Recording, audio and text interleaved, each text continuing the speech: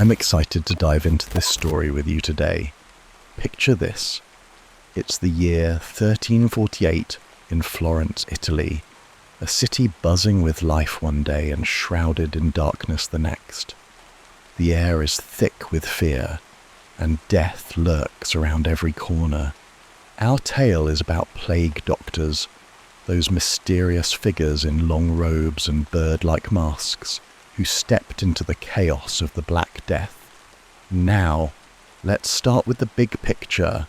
Back in 1348, the Black Death arrived in Florence like a storm no one saw coming. This wasn't just any illness, it was a plague that swept across Europe, killing millions. Florence, a thriving city of artists, merchants and families, became a ghost town overnight. I want you to imagine it. Narrow, cobblestone streets that once echoed with laughter, now silent except for the distant wails of the grieving. The sun still shone, but it felt dimmer, as if the light itself was scared. People dropped dead in their homes, in the markets, even in the churches.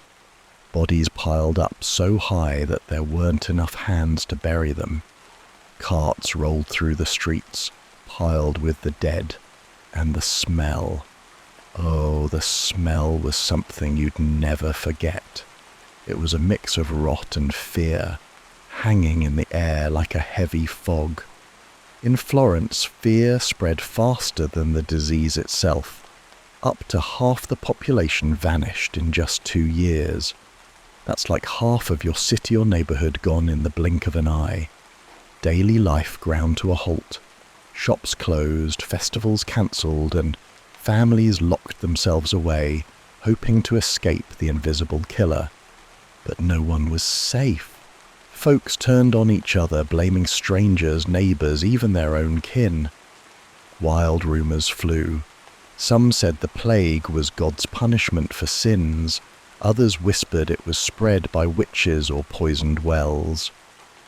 Panic ruled the day, and in that chaos, heroes, or maybe not so heroic figures, stepped forward. Amid all this terror, cities like Florence started hiring plague doctors. These were men, and sometimes women, tasked with facing the plague head-on. They weren't always real doctors, mind you. Some were just folks with a bit of medical knowledge, or even charlatans looking for a quick coin. But they were desperate times, calling for desperate measures. Imagine seeing one of them for the first time, a tall figure in a long black robe, wearing a mask that looked like a bird's beak, stuffed with herbs to ward off the bad air they thought caused the plague. The mask had glass eyes that gleamed in the dim light, making them look otherworldly, like messengers from the grave. Their gloves were thick and they carried sticks to keep people at a distance. It was all meant to protect them, but to the average person, it was terrifying. From the fear we just covered, let's look closer at what these plague doctors did every day. Their jobs were grueling, filled with rituals that sound strange to us now, but they were born out of desperation. I want you to picture a typical day for one of them. The sun rises over Florence, but the city is quiet, almost too quiet. A plague doctor steps out, his heavy robe dragging on the ground, the bird mask firmly in place. He moves from house to house, entering homes where the air is thick with sickness. Inside, families huddle together, eyes wide with hope and dread. The doctor gets to work, following strict steps that were meant to fight the plague. First off, they used those famous masks. The beak was packed with strong-smelling herbs like mint, lavender, or even spices if you could afford them. The idea was to block the miasma, or bad air, that people back then thought spread diseases. Can you imagine breathing through that? It must have been stifling, the scents mixing with the smell of illness and death. They'd also carry pouches of dried flowers or vinegar-soaked cloths to wave around. Then came the treatments. They'd clean wounds with vinegar or wine, believing it could kill the sickness. Sometimes they'd bleed patients using leeches or sharp tools, thinking it balanced the body's humours. Remember, this was long before we knew about germs and bacteria. It sounds barbaric now, but they were doing what they could with the knowledge they had. These doctors worked alone most of the time, isolated from their own families to avoid spreading the plague. Day after day they'd visit the sick, sometimes performing last rites or just offering comfort when nothing else worked. But as they went about their rituals, doubt started to creep in. People watched from windows, whispering questions. Were these doctors really helping, or were they just making things worse? Some treatments didn't work and might have even sped up deaths. And then there were stories of doctors skipping visits or demanding extra pay for simple tasks. Fear made everything worse. Panic turned small mistakes into big betrayals. As the days turned into weeks, mistrust grew like weeds in a garden. Whispers spread through the streets. Those doctors are in it for the money, or they're spreading the plague themselves. It wasn't all true, but fear has a way of twisting facts. Some doctors did cut corners. Maybe they'd fake a treatment to save time, or take bribes to prioritize the wealthy over the poor. In a city already on edge, this fueled anger. People started avoiding the doctors, or worse, confronting them. Imagine a crowd gathering, shouting accusations, while a doctor in his mask tries to explain. The panic made trust fragile, like a thin sheet of ice ready to crack. We've learned about their rituals and the early seeds of doubt, but the tale takes a darker turn now. Building on the doubts from before, let's reveal the betrayals that tore everything apart. In Florence, the situation spiraled out of control. City leaders, desperate to shift blame, started pointing fingers at the plague doctors. They were easy targets, mysterious, isolated, and already feared. Accusations flew. Some doctors were said to be spreading the plague for personal gain, or ignoring the sick to line their pockets. It wasn't always fair. Many doctors were just as scared and overworked as everyone else. But in the heat of panic, truth got lost.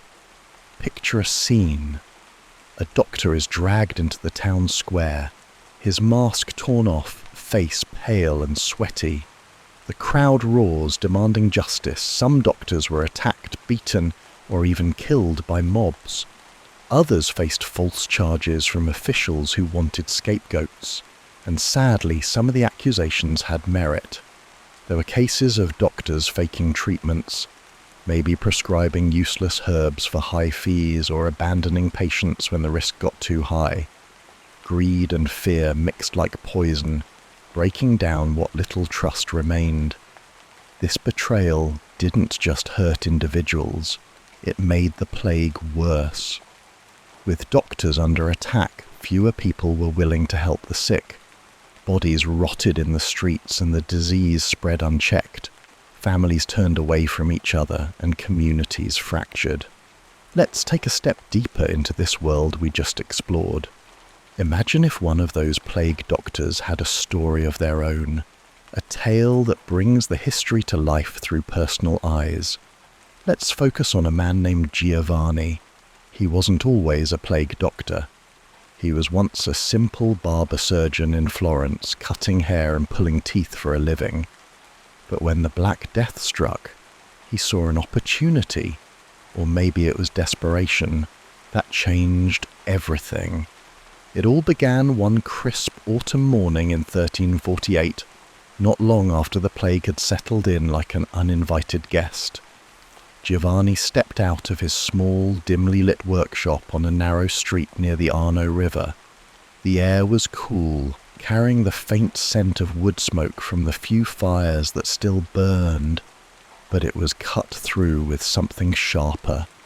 that ever-present tang of decay that no one could escape. He adjusted his heavy cloak, feeling the weight of the world on his shoulders.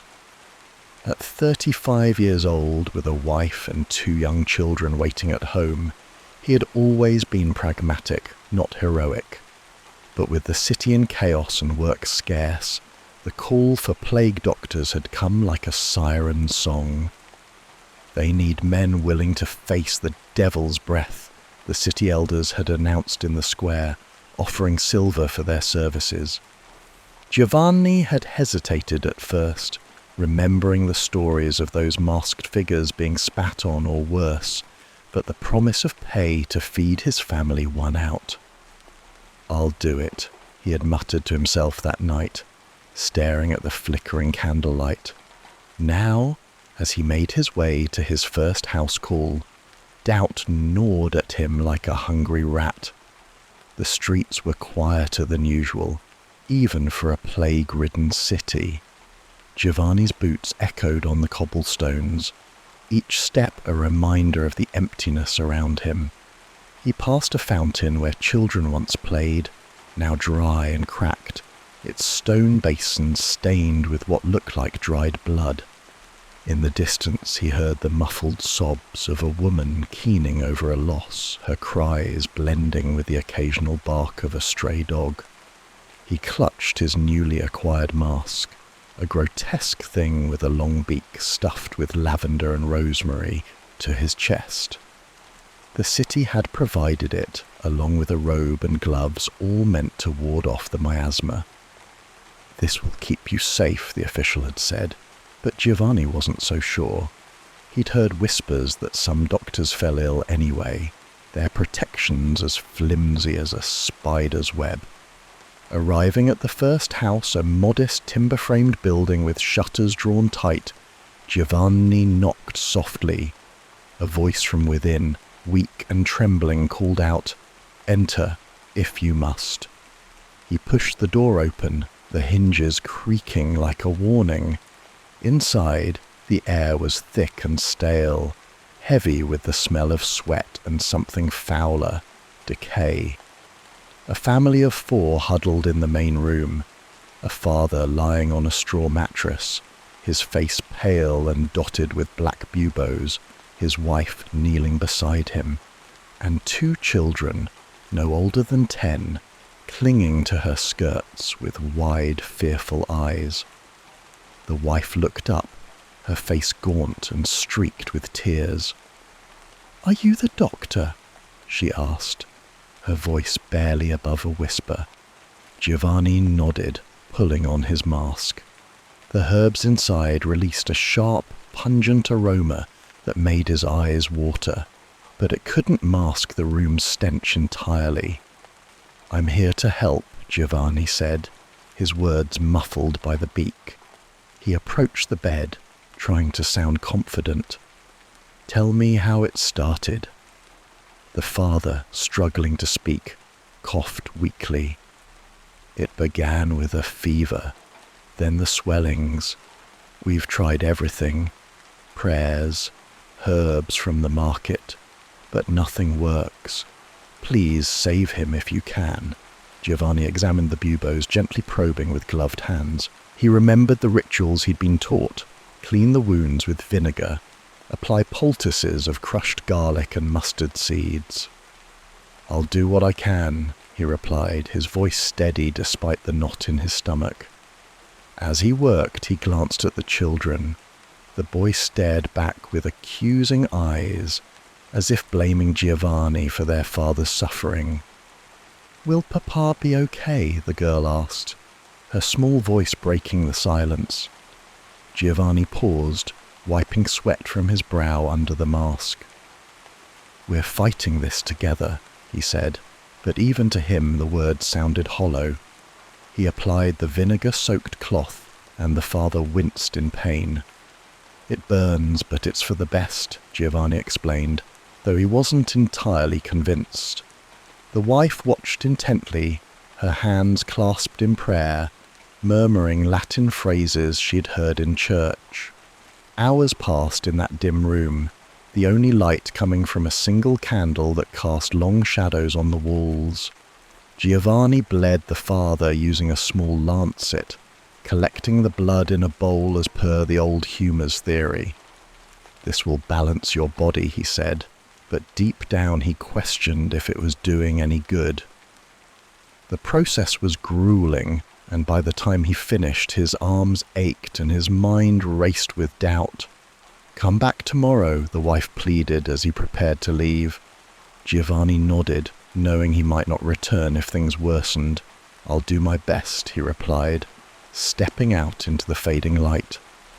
The sun was setting, painting the sky in hues of orange and red, but it felt ominous, like blood on the horizon. As he walked home, he thought about his own family. What if he brought the plague back to them? He had isolated himself in a small room at the back of his shop, seeing his wife and children only from a distance. "It's for your safety," he had told them, but the separation tore at his heart. Later that evening, Giovanni sat alone in his makeshift quarters, the mask resting on a table beside him. The room was sparse with a cot, a stool, and a single window overlooking the alley. He removed his gloves, rubbing his hands to ease the stiffness. A knock at the door startled him. It was Marco, another plague doctor he had met during training. Marco was younger, with a cocky grin that hid his own fears. "How was your day, Giovanni?" Marco asked, leaning against the doorframe. His mask hung from his belt, revealing a face marked by exhaustion. Giovanni sighed. "Tough.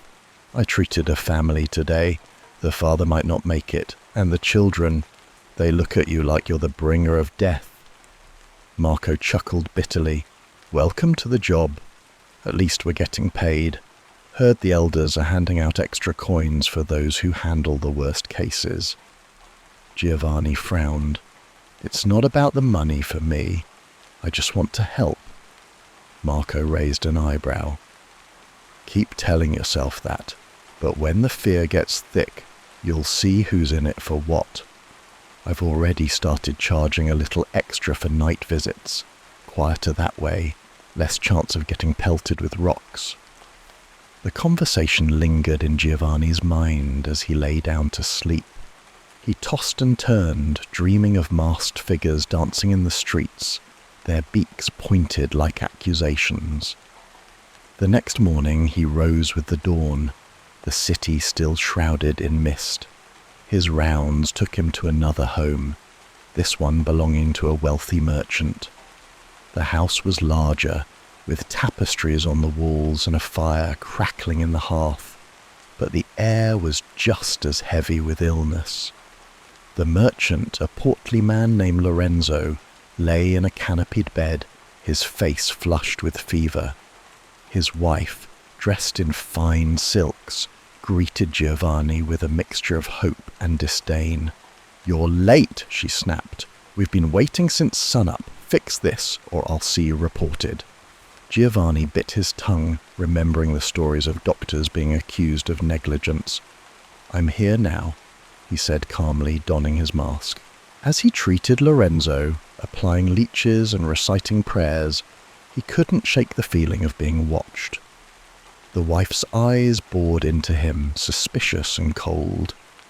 "Is this all you do? Wave herbs and bleed him? I've heard of better methods," she said, her voice dripping with sarcasm. Giovanni explained the rituals patiently. "These are the ways we've been taught. It's not perfect, but it's what we have." Lorenzo groaned in pain, and Giovanni added, "Hold still, sir. This will pass." But as he worked, he wondered if he was prolonging suffering rather than saving lives. Days turned into weeks, and Giovanni's routine became a blur of faces and fears. He moved from one house to another, his mask becoming a second skin.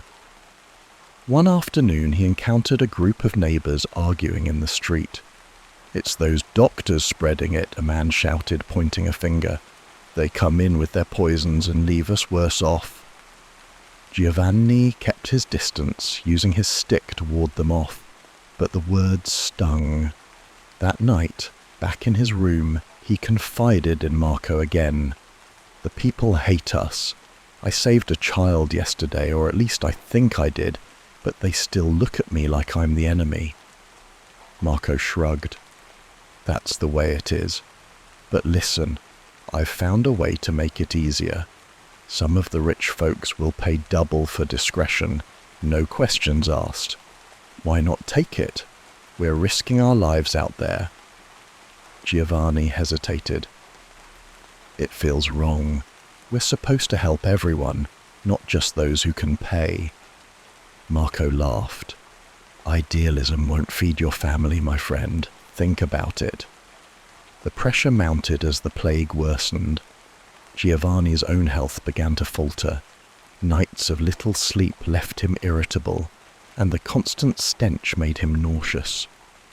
One rainy evening he was called to a slum on the outskirts of the city. The home was a hovel with mud floors and leaking roofs. Inside, a young mother held her infant, both covered in sores. "Please, doctor, my baby is burning up," she begged, tears streaming down her face. Giovanni worked methodically, but the child was too far gone. As the infant's breaths grew shallower, the mother wailed, "Why isn't it working? You're supposed to fix this." Giovanni felt a lump in his throat. "I'm sorry. Sometimes there's nothing more we can do." He left with a heavy heart, the rain soaking through his robe. Walking back, he passed a group of city guards dragging a man in chains, a plague doctor accused of spreading the disease. The crowd jeered, throwing rotten vegetables. Giovanni quickened his pace, fear gripping him like a vice as he slipped into the shadows of the narrow alleyways. The rain had turned the cobblestones slick, and his boots splashed through puddles that reflected the flickering torchlight from distant windows. He could still hear the jeers of the crowd echoing in his mind, the sound mixing with the patter of rain and the distant toll of a bell marking another death. His heart raced, not just from the walk, but from the gnawing dread that he could be next. That one wrong move, one false accusation, and he'd end up in chains like the poor soul he'd just seen.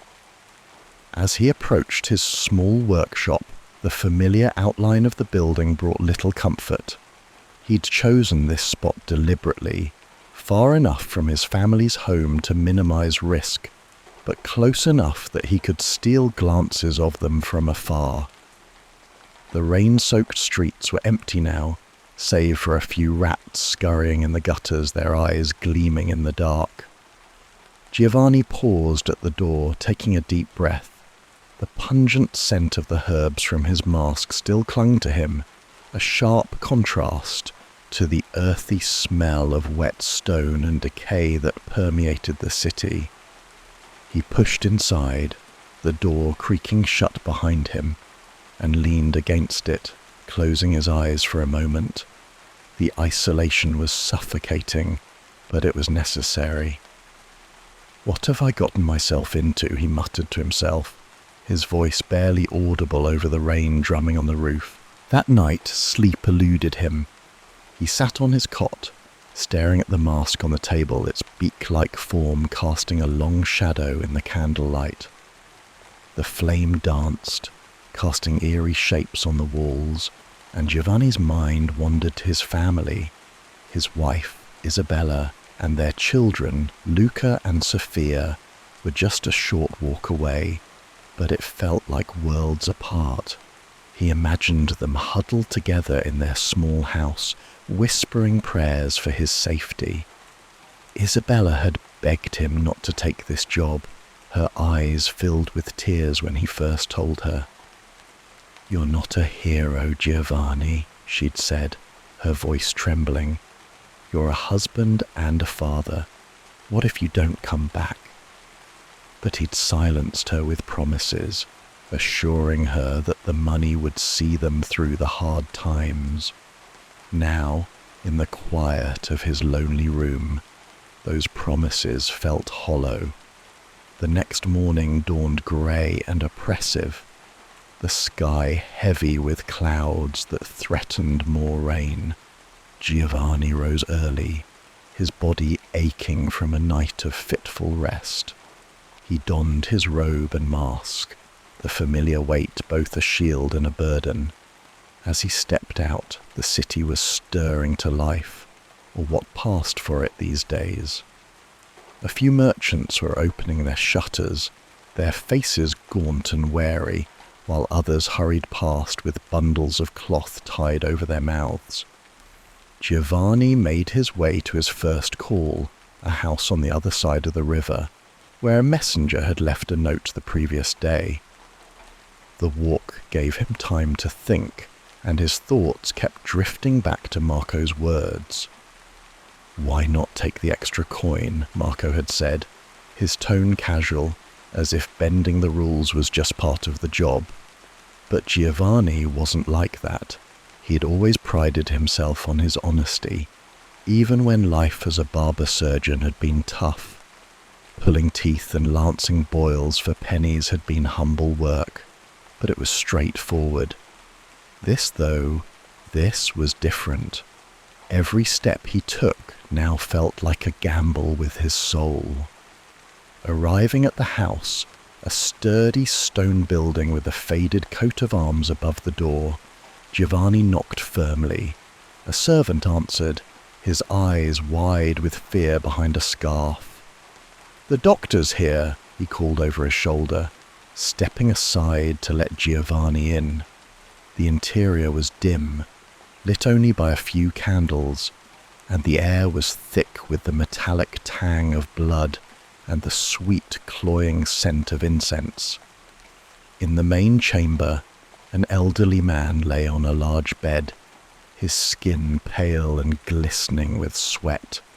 His wife, a woman in her 50s with sharp features and a stern expression, stood by his side. "You're late," she said accusingly, her voice cutting through the silence. "We've been waiting since dawn. My husband is worsening by the hour." Giovanni nodded, keeping his composure behind the mask. "I'm here now," he replied, his words muffled but steady. He approached the bed, noting the swollen buboes under the man's arms and neck, angry purple lumps that pulsed with infection. "Tell me what's happened since the symptoms started," he asked, pulling out his tools, a vial of vinegar, a cloth soaked in herbs, and a small knife for bleeding. The wife hovered close, her hands clasped tightly. "It began with chills and aches, then these horrors appeared. We've tried poultices and prayers, but nothing helps. You're our last hope." As Giovanni worked, he described his actions aloud, trying to sound reassuring. "I'll clean the wounds first with vinegar to draw out the bad humours," he said, gently dabbing the inflamed skin. The man groaned in pain, his body twitching. "Hold still, sir. It's for your own good." The wife watched intently, her eyes narrowing. "Is this all you do? Dabble with acids and cut into him? I've heard tales of doctors who use special elixirs imported from the East. Why not try that?" Giovanni paused, the question hitting him like a stone. He knew of such elixirs, often just watered-down wine or useless concoctions sold by charlatans for exorbitant prices. Marco had mentioned them, bragging about how he peddled them to the wealthy for extra gold. "Those remedies aren't proven," Giovanni said carefully, "and they can be costly. I stick to what I know works, or at least what might help." But as he applied a poultice of garlic and mustard seeds, he couldn't shake the doubt creeping in. Was he doing any good, or was he just prolonging the agony? The man's laboured breathing filled the room, each rasp a reminder of the plague's relentlessness.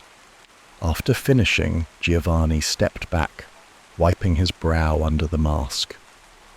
"I'll return tomorrow to check on him," he said, packing his things.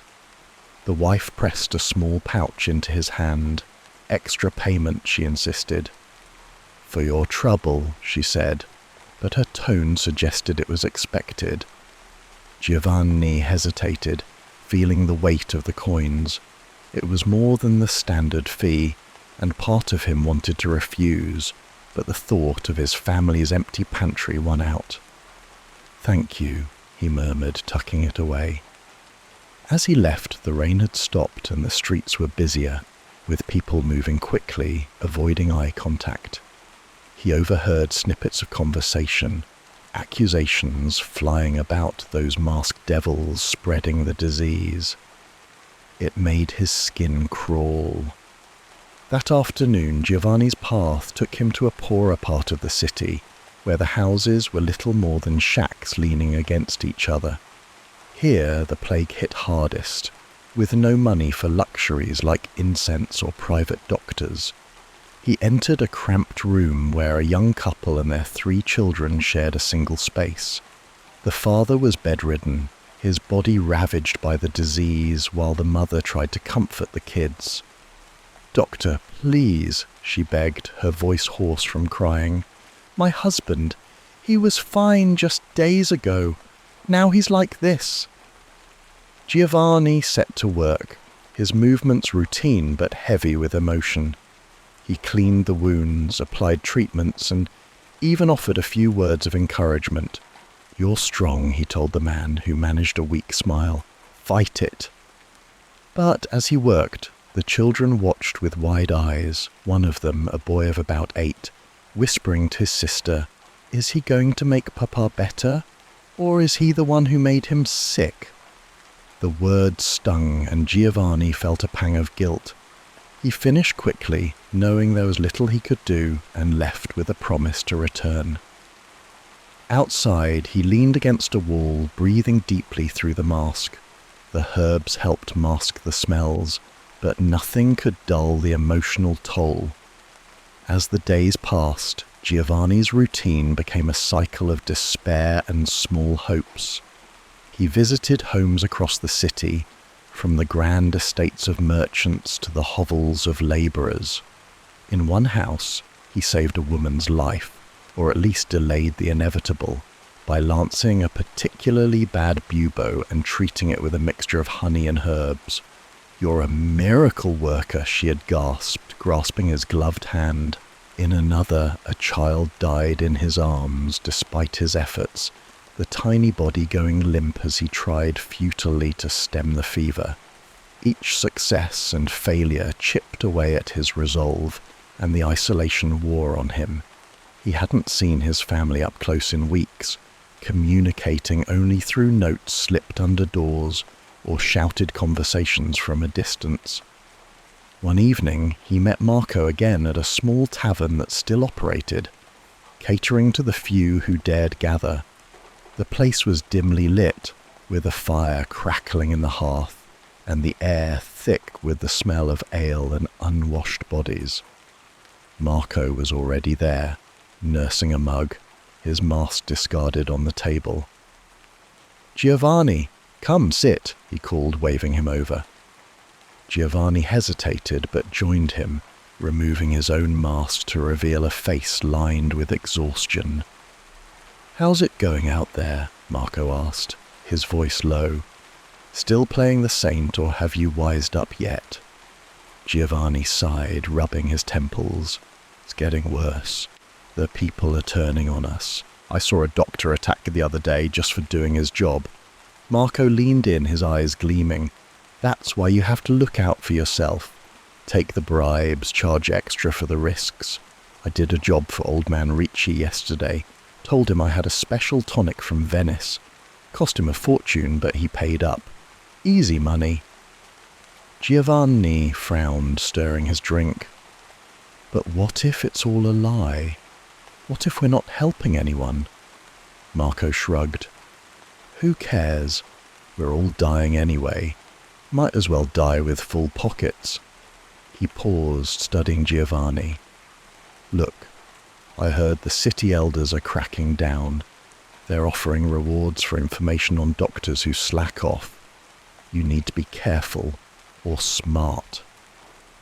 The conversation lingered with Giovanni as he walked home that night. The streets were quieter now, the curfew enforced by patrols of guards. He thought about Isabella, how her face lit up when he brought home a fresh loaf of bread or a piece of fruit. Was it worth compromising his integrity for a few more coins? The question haunted him, and as he lay in bed, he dreamed of a world where the plague never came, where he was just a simple barber again, laughing with his family. The following week brought a turning point. Giovanni was summoned to the home of a prominent councilman, a man named Fabrizio, who had fallen ill. The house was opulent, with marble floors and tapestries depicting biblical scenes, but the air was tainted with the same sickness that afflicted the poor. Fabrizio lay in a grand bed, his face flushed, attended by servants who kept their distance. "You're the doctor they've assigned," he said weakly, his voice raspy. "Do your worst, your best." As Giovanni examined him, Fabrizio's wife entered, a woman named Beatrice, known for her sharp tongue and influence in the city. "Make sure you do this right," she demanded.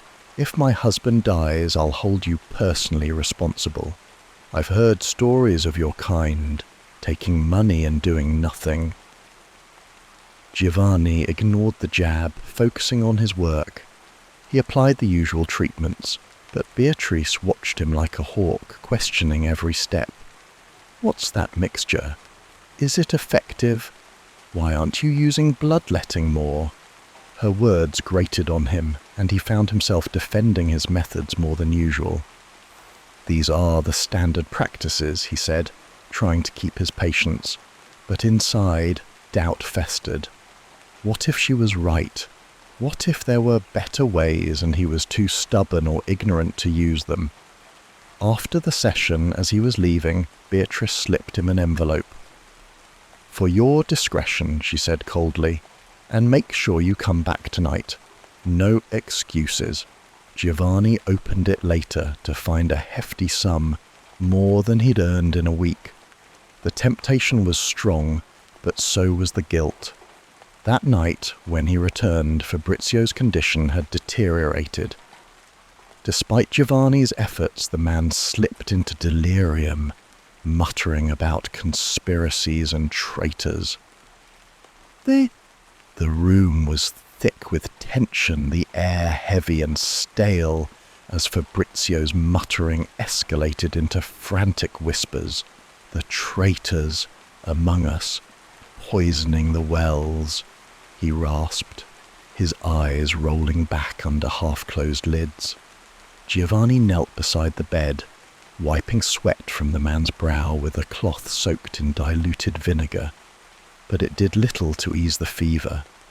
The candlelight flickered, casting grotesque shadows that made the tapestries on the walls seem alive, as if the biblical figures were watching, judging.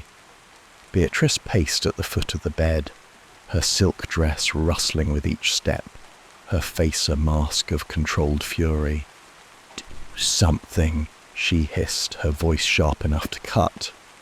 "You're supposed to be the expert. If he dies, your life won't be worth a copper coin."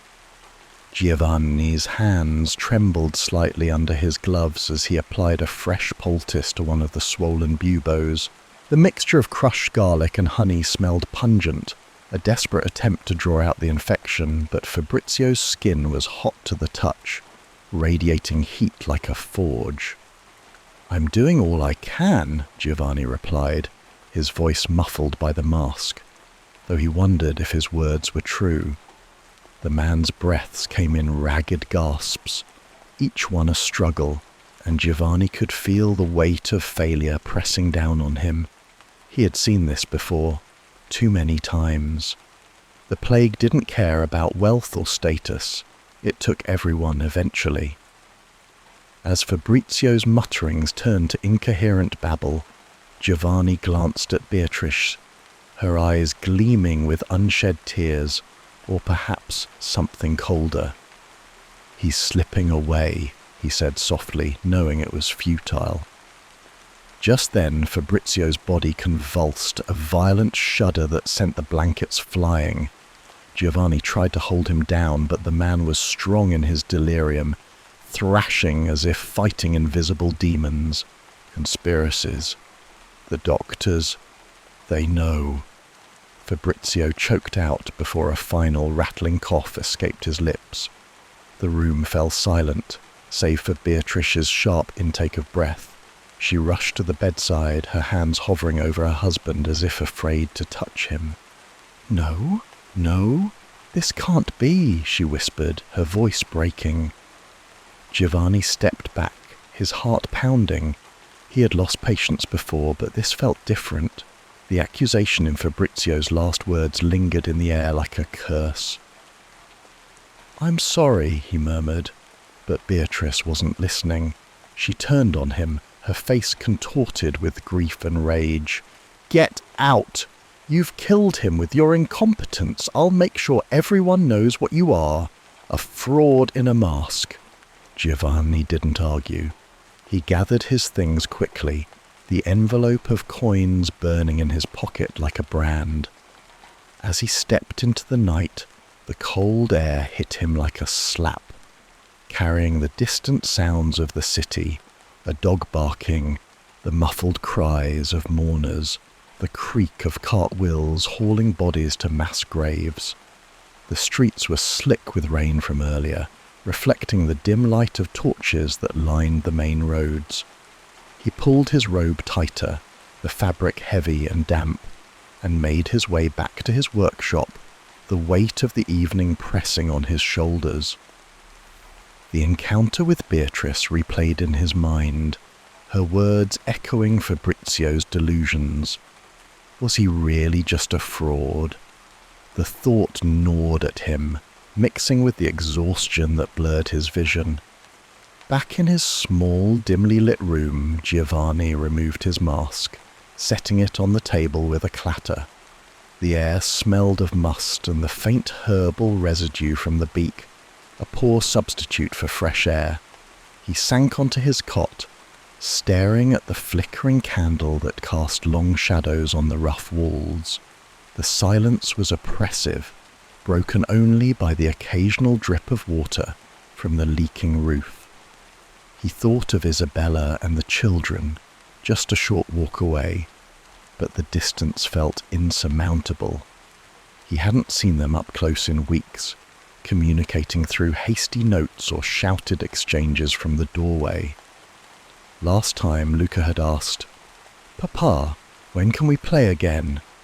And Giovanni had lied, saying soon, knowing it might never happen. The guilt twisted in his gut, worse than the fear of the plague itself. A knock at the door startled him from his thoughts. It was late for visitors, and his hand instinctively reached for the knife he kept by the bed. "Who is it?" he called, his voice rough. "It's Marco," came the reply, muffled but familiar. Giovanni relaxed slightly and opened the door.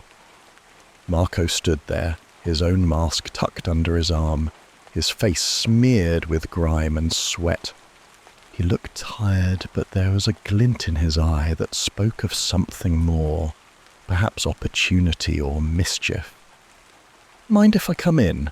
It's a rough night out there," Marco said, stepping inside without waiting for an answer. He closed the door behind him and leaned against it, crossing his arms. "Heard you were at Fabrizio's place. How did that go? The old man's probably kicking up a storm in hell by now." Giovanni winced, the memory still fresh. He didn't make it, died in his delirium, ranting about traitors and conspiracies. Beatrice blamed me, threatened to spread the word. He rubbed his temples, feeling the headache building. It's getting worse out there. People are looking for someone to blame. Marco chuckled, but it was a bitter sound, lacking humour. Welcome to our world, my friend. That's why you have to play smart. I told you before, take the extra coin when it's offered. It makes the risks worth it. He pulled out a small flask from his robe and offered it to Giovanni. Here, have a swig. It'll take the edge off. Giovanni hesitated, then took a sip. The liquid burned his throat, a cheap wine mixed with something stronger, but it did warm him from the inside. I don't know, Marco, today felt wrong. I took the money from Beatrice, and now I feel like I'm no better than those charlatans we're accused of being. He set the flask down, staring at the mask on the table. What if we're not helping? What if we're just prolonging the suffering? Marco shrugged, sitting on the stool across from him. That's the plague talking, Giovanni.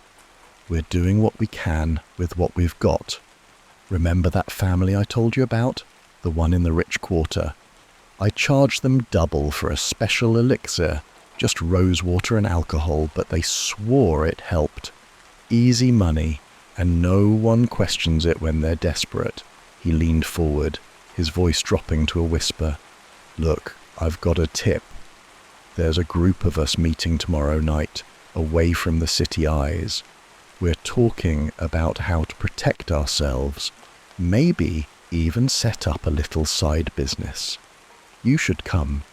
Safety in numbers and all that. Giovanni frowned, the idea both tempting and repulsive. I don't know if I'm cut out for that. I'm not here to scam people. I'm here to help. But even as he said it, he thought of the coins in his pocket, how they could buy food for Isabella and the children, perhaps even a small luxury like a new blanket for the cold nights. Marco stood, clapping him on the shoulder. Think about it. Times like these, you have to look out for yourself first. I'll see you around. With that, he slipped out into the night, leaving Giovanni alone with his thoughts. The next morning, Giovanni rose before dawn, the city still shrouded in mist that clung to the streets like a shroud. He donned his mask and robe, the routine now feeling like a ritual he performed without thought. His first call was to a modest home in a quieter part of Florence, where a young woman named Elena lived with her elderly parents.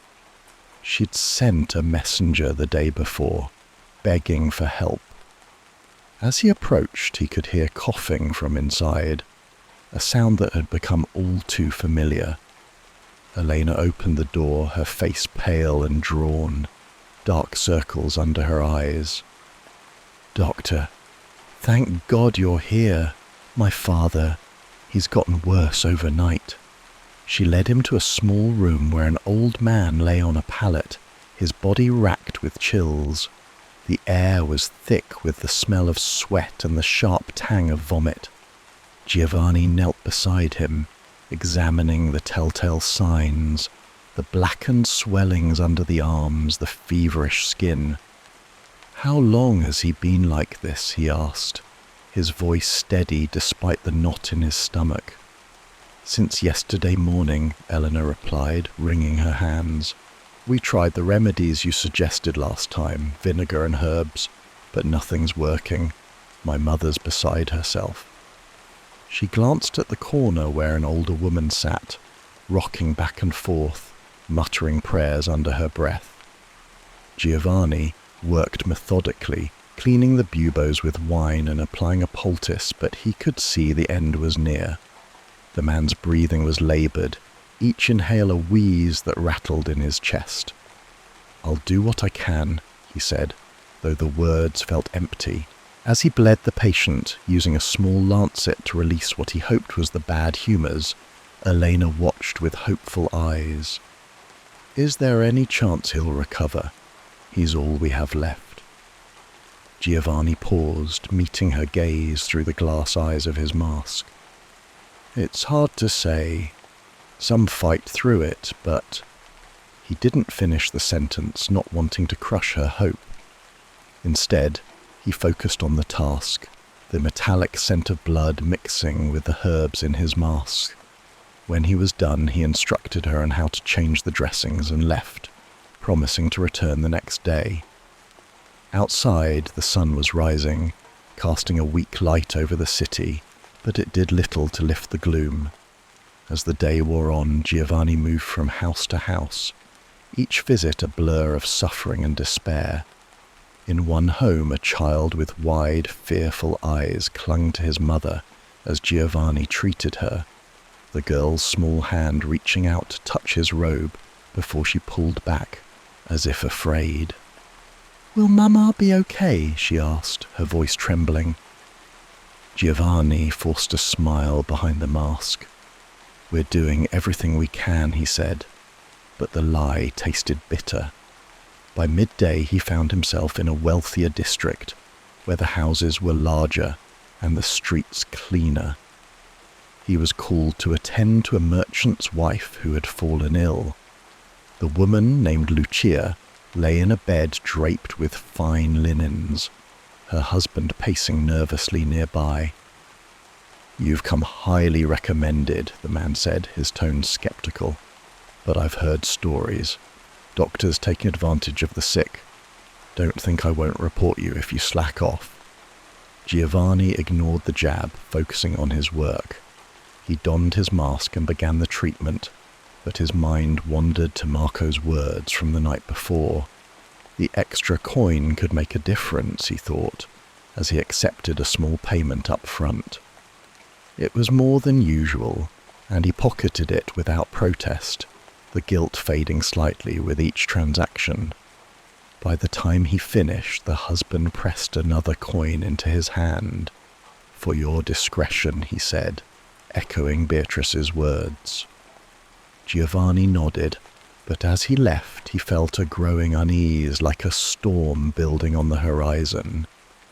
That evening, as the sun set, casting long shadows over the Arno River, Giovanni made his way to the meeting Marco had mentioned. It was held in an abandoned warehouse on the outskirts of the city, a place where the air smelled of mold and old wood. A small group of plagued doctors had gathered, their masks removed to reveal faces marked by fatigue and suspicion. Marco was there, along with a few others, older men with hardened expressions, and a younger one who looked barely out of his teens. "Glad you could make it, Giovanni," Marco said, gesturing for him to sit on a crate. "We're here to talk about survival. The city's turning against us, and we need to stick together." One of the older doctors, a grizzled man named Paolo, spoke up first, his voice rough like gravel. "The council's out for blood. They're blaming us for every death, saying we're spreading the plague or stealing from the sick. I heard they're planning to round up anyone who doesn't follow their rules to the letter." He spat on the ground, his eyes darting to the shadows, as if expecting spies. Giovanni shifted uncomfortably on the crate, the damp wood creaking under his weight. The air in the warehouse was thick with dust, and the flickering light from a single lantern cast eerie shapes on the walls. "What do they expect us to do?" he asked, his voice low. "We're risking our lives every day. Half the treatments don't work, and they know it." "Exactly," Marco cut in, leaning forward with a sly grin. "That's why we need to look out for ourselves. The rich are desperate. They'll pay anything for a glimmer of hope. We can offer special treatments, maybe a few extra prayers or tonics. It's not hurting anyone, and it keeps us fed." The younger doctor, barely more than a boy, spoke up nervously. "But what if we get caught? I heard about a doctor in Siena, torn apart by a mob for selling fake cures." Paolo snorted. "That's why we're discreet. No records, no loose talk, and we watch each other's backs. If one of us goes down, we all suffer." Giovanni listened, his heart pounding. The idea of profiting from desperation made his stomach churn.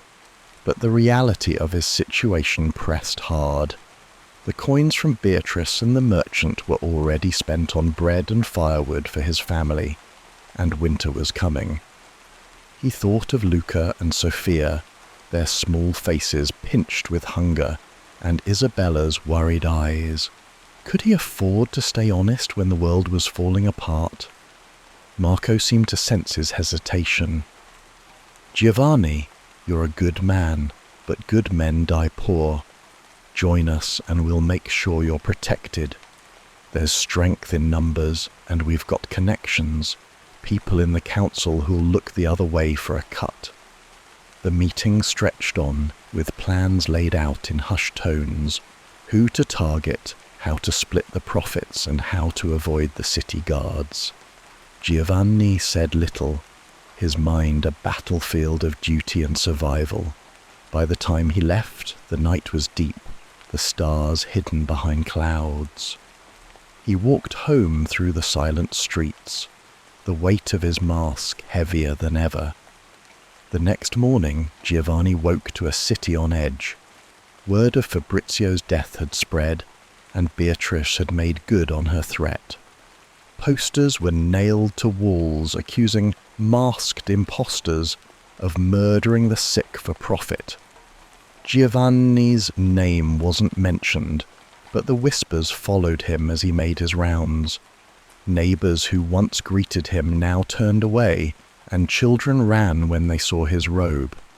The fear was palpable, like a fog that choked the city. His first call was to Eleanor's home, where her father had taken a turn for the worse. The old man was barely conscious, his skin grey and clammy. Eleanor's mother was no longer praying.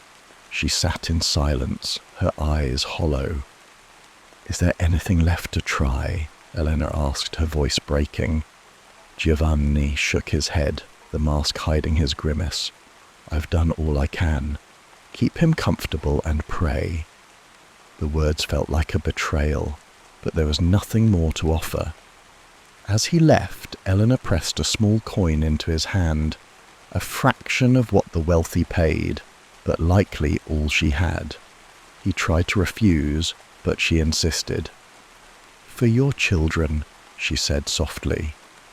The gesture cut deeper than any accusation. That afternoon, Giovanni faced a choice that would define him. A wealthy widow, Signora Clara, summoned him to her palatial home.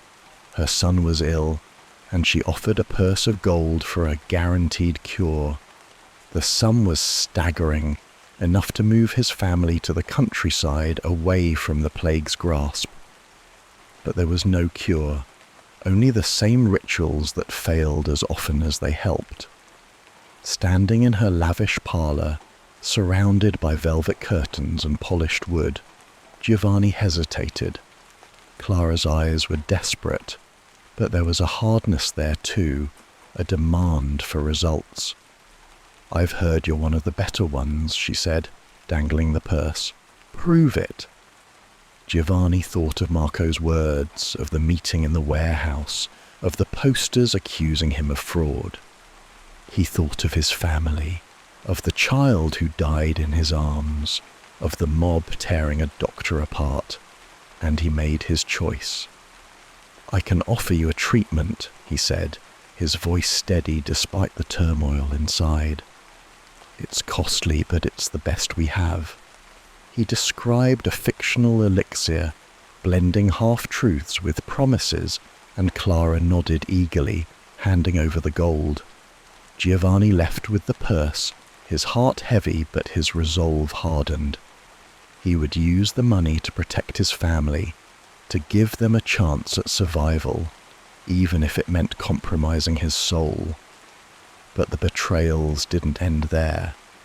The city's anger boiled over, and the council, desperate to quell the unrest, began a purge. Plague doctors were arrested, their masks torn off in public squares as crowds jeered. Marco was among them, caught selling fake tonics to a councilman's cousin. Giovanni saw him drag through the streets, his cocky grin replaced by terror. "Tell them I helped you," Marco shouted as the guards pulled him away, but Giovanni turned his back, slipping into an alley. The purge spared Giovanni, perhaps because he was careful, or perhaps because luck was on his side. But the cost was steep.